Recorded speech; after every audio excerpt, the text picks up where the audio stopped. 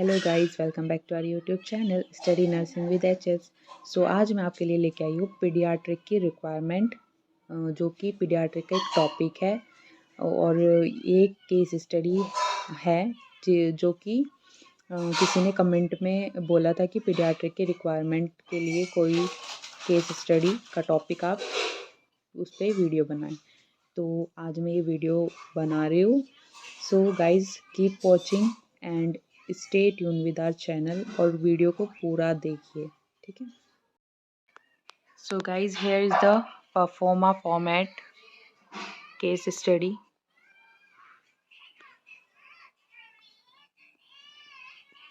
ये हमारी case study का फॉर्मेट है जो कि हमारे कॉलेज में यूज़ किया जाता है। ये रहा हमारा topic case study, newborn case study है, न्यूनेटल केस स्टडी। टॉपिक है हाइपोक्सिक इस्चेमिक एन्सेफेलोपैथी। जब बेबी या न्यूबॉर्न के जो ब्लड होता है उसमें ऑक्सीजन की कमी हो जाती है, उसको हम बोलते हैं hypoxic ischemic encephalopathy. So here is the format. सबसे पहले हम स्टूडेंट डाटा लिखते हैं, name of the student, class, date of case started, diagnosis क्या है, एरिया ऑफ केस स्टडी क्या है। फिर आता है हमारा डेमोग्राफिक डाटा जिसमें name, age, date, admission, date of birth, developmental age, IPD number,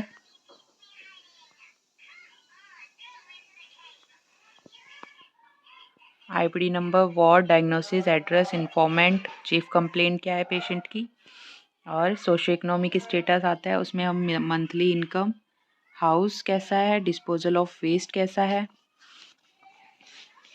फिर सोशो इकोनॉमिक स्टेटस में ही आता है ड्रिंकिंग वाटर क्या है, पेट्स है या नहीं है। फिर आती है फैमिली हिस्ट्री।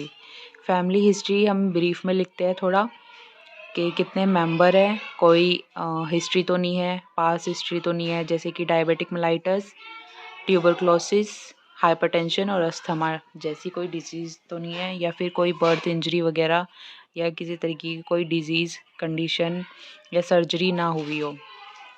फिर आता है हमारा फैमिली ट्री, कितने मेंबर्स हैं फैमिली के, उनका हमें फैमिली ट्री बनाना होता है। और कुछ की फीचर्स होते हैं जैसे कि डेड है तो इस तरीके का साइन होता है, और पेशेंट है तो उसमें ऐसे हम लाइन ड्रॉ करते हैं, मेल और फीमेल का साइन होता है। स्क्वायर में होगा तो मेल है और सर्कल में होगा तो फीमेल है। फिर हम फैमिली ट्री के बाद हम फैमिली के जितने मेंबर हैं उनकी एज, एजुकेशन, ऑक्यूपेशन और उनका हेल्थ स्टेटस इस तरीके से लिखते हैं। फिर आता है past medical history, past surgical history, past present, past history के बाद आता है प्रेजेंट मेडिकल हिस्ट्री और प्रेजेंट सर्जिकल हिस्ट्री।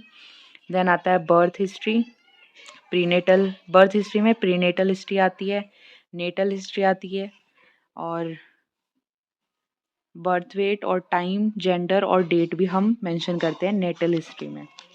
देन आता है पोस्ट नेटल हिस्ट्री।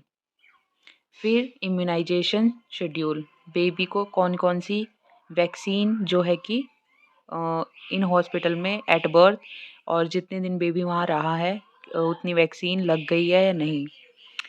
फिर आता है न्यूट्रिशनल हिस्ट्री जिसमें कि हम न्यूट्रिशन के बारे में लिखते हैं। देन आता है growth and development of neonate. Physical growth में आएगा हमारा weight, height, gross motor, fine motor, psychological development, spiritual development, moral development, language and speech development, play stimulation. फिर आता है फिजिकल एग्जामिनेशन जिसमें हम लिखते हैं general appearance. Body, general appearance के अंडर में आता है body build, look, hydration, personal hygiene. Then anthropometry assessment. Anthropometry में weight, height, head circumference, chest circumference, mid arm circumference. Then आता है वाइटल्स। वाइटल्स में टेम्परेचर, पल्स, रेस्पिरेशन और blood pressure. फिर होता है हेड टू टो एग्जामिनेशन या head to foot examination. पहले आएगा ऊपर से स्टार्ट करते हैं हम, हेड, फिर आई, नोज़, इसमें ईयर स्किप हो रखा है तो ईयर भी ऐड करना होता है। फिर माउथ, नेक, देन आता है चेस्ट। चेस्ट में हम चेक करते हैं इंस्पेक्शन, पैल्पेशन, परकशन और ऑस्कल्टेशन। देन आता है एब्डोमेन। एब्डोमेन में भी हम इंस्पेक्शन करते हैं, फिर ऑस्कल्टेशन करते हैं, फिर परकशन, फिर पैल्पेशन। देन आता है बैक। बैक में देखिए कोई एबनॉर्मलिटीज़ तो नहीं है, जेनाइटल एरिया में कोई इन्फ्लामेशन इन्फेक्शन वगैरह तो नहीं है। और फिर आता है लिम्स। लिम्स में अपर लिम्ब और lower limb, proper range of motion है या नहीं है। और न्यूरोलॉजिकल असेसमेंट, क्या क्या रिफ्लेक्सेस बेबी में प्रेजेंट है। फिर आता है इन्वेस्टिगेशन, क्या क्या इन्वेस्टिगेशन हुई है, ठीक है। और अदर फाइंडिंग्स लिखनी होती है, जैसे सीटी स्कैन, एमआरआई और यूएसजी अगर किसी का हुआ है, चेस्ट एक्सरे वगैरह लिखना होता है, ठीक है। फिर आता है हमारा ट्रीटमेंट, कौन कौन सी ड्रग कौन से कितने डोज में कौन से रूट से और किस किस टाइम दी गई है, और ड्रग का एक्शन क्या है और नर्सिंग रिस्पॉन्सिबिलिटी क्या है। तो ये हमारी ड्रग्स है। फर्स्ट पिप्टाज इंजेक्शन डोमिपेराडोन, फिर IVF D10 और injection vancomycin, IVF DNS with KCL, injection amikacin. फिर आता है anatomy and physiology. Anatomy and physiology क्या है वो लिखते हैं। और फिर आता है डिजीज़ कंडीशन या डिजीज़ डिस्क्रिप्शन, उसमें हम लिखते हैं introduction of the disease and definition of the disease and then aetiology. Aetiology में कौन बुक पिक्चर और पेशेंट पिक्चर, बुक में कौन कौन से ईटियोलॉजिकल फैक्टर्स है और पेशेंट में कौन कौन से फैक्टर्स एट प्रेजेंट है। देन आता है क्लिनिकल मैनिफेस्टेशन, बुक पिक्चर में कौन कौन से बुक में क्लिनिकल मैनिफेस्टेशन जो है प्रेजेंट है, और पेशेंट में उस टाइम पे कौन कौन से क्लिनिकल सिम्टम्स प्रेजेंट है। फिर आता है डायग्नोस्टिक इवैल्यूएशन, बुक में क्या क्या डायग्नोसिस हम करते हैं और फिर पेशेंट में क्या क्या डायग्नोसिस हुए हैं। देन आता है मैनेजमेंट। फर्स्ट मैनेजमेंट होता है मेडिकल मैनेजमेंट, जो कि हमारा सबसे पहला मैनेजमेंट है। देन उसके बाद आता है surgical management, then nursing management. फिर आता है कॉम्प्लिकेशन ऑफ द डिजीज़ और प्रोग्नोसिस ऑफ द चाइल्ड। ये प्रोग्नोसिस ऑफ द चाइल्ड है। देन आता है nursing diagnosis,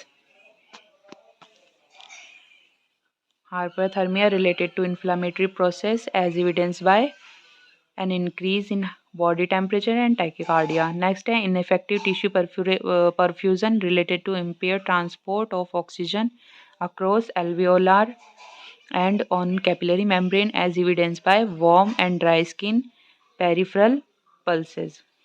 Interrupted breastfeeding related to neonate present illness as evidenced by separation of mother to infant.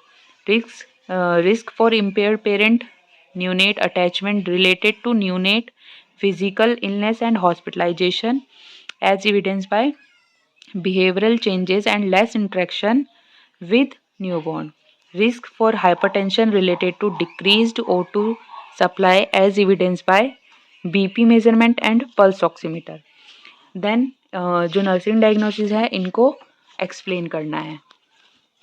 Subjective data assessment, nursing diagnosis, goals, planning, implementation, rationale और evaluation. Assessment में subjective data और objective data हम लिखते हैं।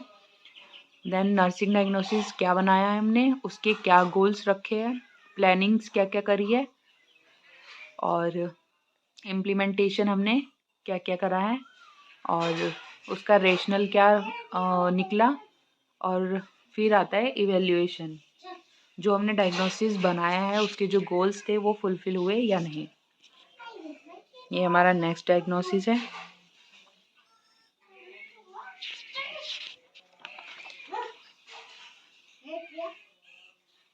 Diagnosis हम 5 बनाते हैं पर हम एक्सप्लेन 3 को करते हैं। नेक्स्ट आता है हेल्थ एजुकेशन। हेल्थ एजुकेशन में हम हेल्थ एजुकेशन प्रोवाइड करेंगे, क्योंकि न्यू नेट है तो हम हेल्थ एजुकेशन मदर को देंगे। और मदर क्या है, बेबी को प्रोटेक्ट करेगी और उसको केयर प्रोवाइड करेगी। फिर आता है समरी। समरी हम लिखते हैं, फिर उसके बाद हम लिखते हैं बिब्लियोग्राफी, कहाँ से हमने कंटेंट लिया है। सो गाइज, वीडियो अच्छी लगी हो तो लाइक शेयर एंड सब्सक्राइब करें, और कोई भी डाउट हो तो उसको कमेंट बॉक्स में पूछ ले। Thank you guys, thank you so much, thanks for watching.